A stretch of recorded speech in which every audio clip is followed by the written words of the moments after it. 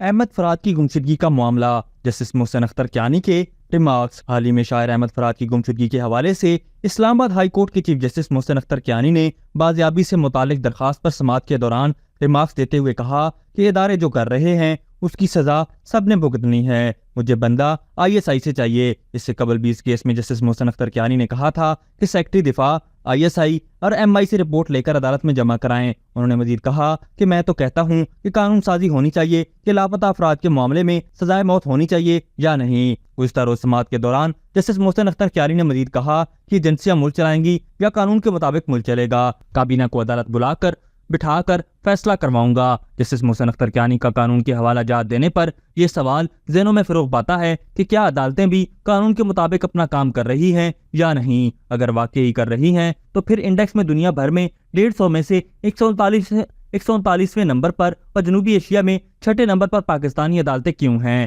کیا اس کا جواب قانون کی روشنی میں مل سکے گا یا نہیں؟ دوسرا سوال یہ کہ عدالتیں کبھی بھی مفروضوں پر کام نہیں کرتی، عدالتیں کبھی بھی جانبدار نہیں ہوتی۔ عدالت اور انصاف کا تقاضا یہ ہے کہ کسی بھی معاملے کی تہہ تک پہنچنے سے پہلے ثبوت اور حقائق پیش کیے جاتے ہیں اور ان حقائق کی بنیاد پر منصفانہ فیصلہ کیا جاتا ہے، جبکہ لاپتہ افراد کے حوالے سے یہ بات سمجھ سے بالاتر ہے کہ معزز جج صاحبان حساس اداروں پر الزام تراشی کیوں کر رہے ہیں۔ کیا وہ ایک مخصوص ایجنڈے پر چل رہے ہیں یا وہ اس دباؤ کے ذریعے اپنے ان ریفرنسز پر ریلیف چاہتے ہیں جو سپریم جوڈیشل کونسل میں ان کے خلاف درج ہیں؟ یہاں یہ بات بھی قابل ذکر ہے کہ جسٹس محسن اختر کیانی کے خلاف 3 ریفرنسز سپریم جوڈیشل کونسل میں زیر سماعت ہیں۔ ان ریفرنسز میں درخواست کی گئی ہے کہ جسٹس محسن اختر کیانی نے متعدد بار ججز کے ضابطہ اخلاق کی خلاف ورزی کی اور اپنی تقریروں اور ریمارکس کے دوران ریاستی اداروں بالخصوص سیکیورٹی پر مامور قانون نافذ کرنے والے اداروں کے بارے میں نامناسب الفاظ استعمال کیے۔ اس کے علاوہ فاضل جج پر زمینوں پر قبضے، اختیارات کے ناجائز استعمال اور مقدمات کے فیصلوں میں عزیز و اقارب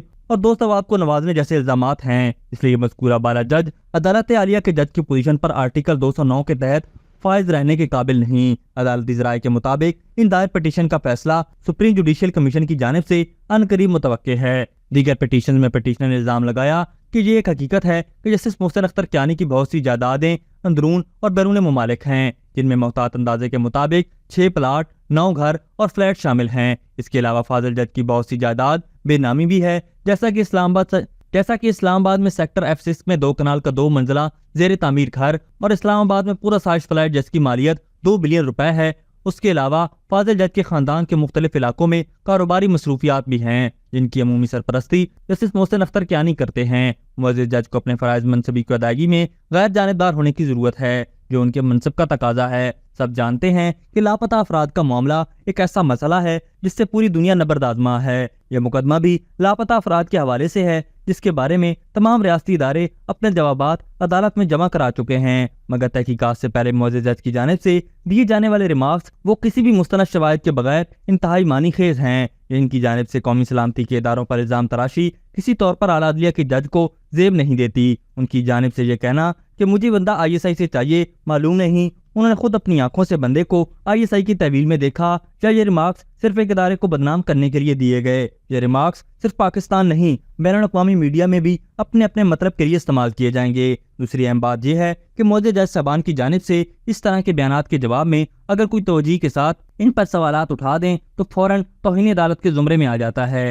اب سوال یہ پیدا ہوتا ہے کہ لاپتہ افراد کے حوالے سے جج صاحبان کیوں دورے معیار سے کام لے رہے ہیں؟ اس اہم مسئلے پر عدلیہ کی جانب سے کیوں غیر جانبداری کا مظاہرہ نہیں کیا جا رہا؟ ضرورت اس امر کی ہے کہ معزز جج صاحبان قانون کی عملداری میں سیاسی پوائنٹ سکورنگ کی بجائے حقائق کو مد نظر رکھتے ہوئے غیر جانبدار فیصلوں پر عملداری کو یقینی بنائیں تاکہ پاکستان دنیا کے انڈیکس میں انصاف کی فراہمی میں اپنی درجہ بندی کو بہتر کر سکے۔